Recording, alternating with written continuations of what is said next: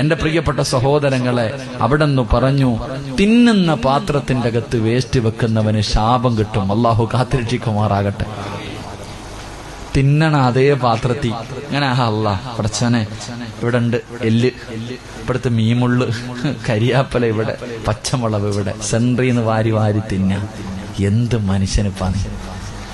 തിന്നുന്ന പാത്രത്തിന്റെ അകത്ത് തന്നെ വേസ്റ്റ് വെക്കാം. ശരീരത്ത് വെച്ചിട്ട് കഴിക്കാൻ പാടില്ല. ഇപ്പൊ പിന്നെ നടന്നതിട്ടില്ല. എവിടെ വാജിയാരെ വീട്ടിലും കല്യാണം പോയിട്ട് ആവശ്യത്തിന് വിളമ്പി നിന്ന് തിന്നോണം. തിന്നോ, കുഴപ്പമൊന്നുമില്ല, തിന്നോ. രാവിലെ വീട്ടിൽ നോക്കിയാ ഉമ്മായും മോളും കൂടെ, കുഞ്ഞിന്റെ മക്കള് ഒട്ട മത്സരം. ഉമ്മ ഇങ്ങനെ ഭക്ഷണമായിട്ട് കുഞ്ഞിന്റെ പുറകെ ഓടുക, തിന്നുമോനെ തിന്നുമോനെ. കാരണം എന്തേ? 6 മണി വരെ കിടന്നുറങ്ങും. എന്നിട്ട് എഴുന്നേറ്റിട്ട് ഓട്ട മത്സരം. നിന്റെ ഭാര്യ ഒരു പരിശീലനം നടത്തുക കേട്ടോ. ഇനി കാണുമ്പോ ചിന്തിച്ചോണം, നിന്റെ ഭാര്യ എന്തിനാ മക്കളുടെ പുറകെ ഓടുന്നറിയോ? എറണാകുളം മുതൽ തിരുവനന്തപുരം RCC വരെ ഓടാനുള്ള ഒരു തയ്യാറെടുപ്പാണെന്ന് നബി മുഹമ്മദ് മുസ്തഫ. അബൂ ഹുറൈറ റളിയല്ലാഹു തആല അൻഹു പറയുന്നുണ്ട്, നിന്നു ഭക്ഷണം കഴിച്ചാലും നിന്ന് വെള്ളം കുടിച്ചാൽ മരുന്നുകൾ കിട്ടാത്ത രോഗം അല്ലാഹു കൊടുക്കുമെന്ന് ആദരവായ പ്രവാചകൻ നബി മുഹമ്മദ് മുസ്തഫ.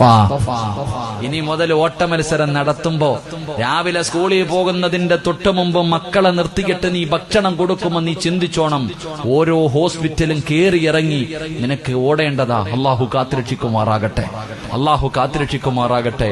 സഹോദരങ്ങളെ, കയ്യിൽ ഭക്ഷണം വെച്ച് കഴിക്കരുത്, ശരീരത്ത് വെച്ച് കഴിക്കരുത്, ദാരിദ്ര്യമുണ്ടാകും. അള്ളാഹു കാത്തുരക്ഷിക്കുമാറാകട്ടെ. നിനക്ക് തറയിലിരിക്കാൻ പറ്റുമെങ്കിൽ താഴെ ഇരുന്ന് കഴിക്ക്. ഡൈനിങ് ടേബിളെങ്കിൽ ഡൈനിങ് ടേബിളിന്റെ മുകളിൽ ഇരുന്ന് കഴിക്ക്. എന്റെ പ്രിയപ്പെട്ടവരെ, ഞാൻ പറഞ്ഞു വന്നത് രണ്ടാമത് താഴെ വീടുന്ന ഭക്ഷണം.